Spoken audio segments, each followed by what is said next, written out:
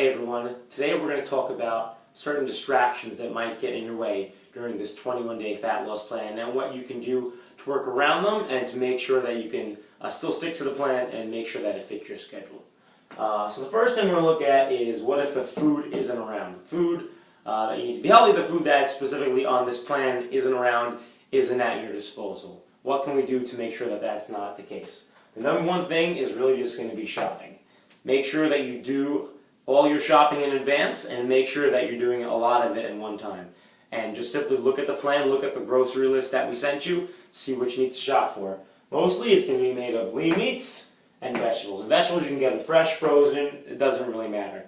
The most important thing to recognize here is to make sure that you're getting more than usual, especially the vegetables, because chances are you're going to be eating more vegetables than usual. And so it might seem really simple, how do I make sure the food is around? Just go shop for it. Well, if you don't shop for enough of the items, then you're not going to be able to meet the requirements that are on the plan. Then you're going to be searching around, the food isn't here, what am I going to do? You're going to eat food that's not on the plan and you're not going to get the results that you want. So make sure you're doing shopping and make sure you're buying a lot of the items that are on there because chances are you're going to need more than you think.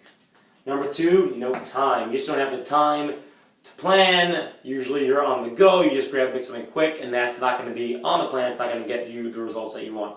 So what's going to be our replacement? What are we going to do to combat this? The biggest thing is just make sure that you're preparing in advance. Now thankfully, and I did this on purpose, there's not a lot of variety in the plan.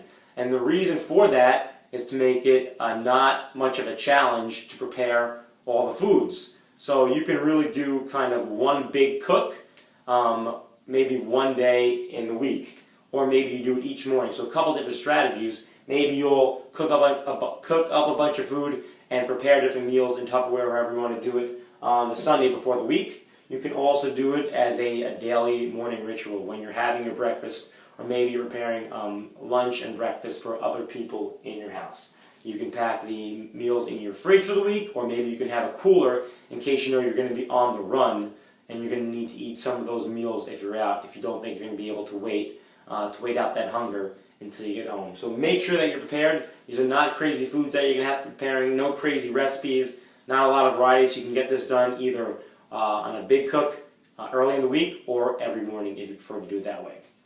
Next thing is that maybe your family eats differently.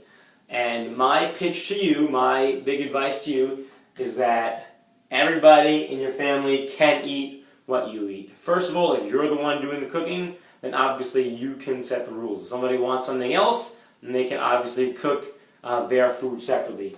But the big thing here is that the food is just normal food.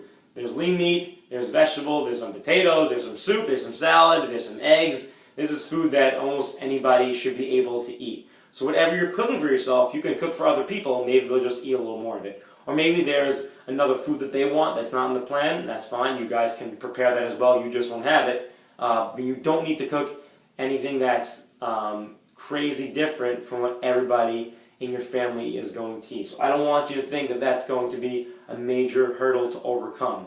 This is something that you should be able to work in with your regular family dinners or however your family is normally eating. And this is just healthy stuff. This is the base of food that anybody should really be eating. And the fourth distraction I'm going to talk about is obviously hunger and stress. So there's only 3 meals a day on this plan. There should be a lot of volume to the meal, so in the meals themselves, you should be pretty full. But maybe you're used to grazing, you're used to snacking, and when you're stressed out, obviously sometimes we want food, even if we're not truly hungry. So how do you bypass that? How do you make sure that you're able to stick to the plan even with that stuff going on?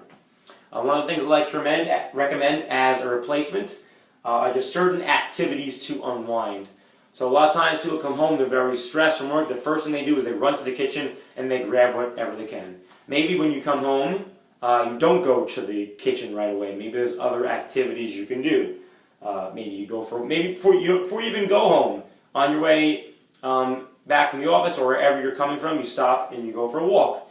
Clear your mind and de-stress a little bit. Maybe when you go home, you pick up some reading. Maybe what you like to do very late at night is have a snack. Maybe this time around you do some reading or you watch TV. Some way to enjoy yourself and to unwind. Something else, just listen to some music or your favorite podcasts. And another big one that's not everybody thinks about is just to sleep more. Maybe you get to go to bed earlier now since you don't have so much food to worry about. And of course, having more sleep will just make you healthier overall. And chances are that if you're less sleep deprived, you're not going to be as hungry throughout the day. So those are really good activities that you can do to unwind. I know they're pretty normal ones that you think, okay, common sense, but we don't always look at it that way, and these can actually help you out a lot, especially if you're sticking to a stricter diet.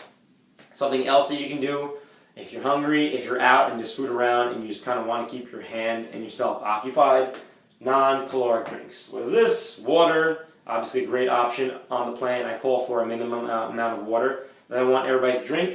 You can have seltzer, you can have tea or coffee, and yes, you can even drink diet soda. If you don't want it, you don't have to have it, but I promise you it is permissible, and it's not going to interfere with your health or with your fitness plans.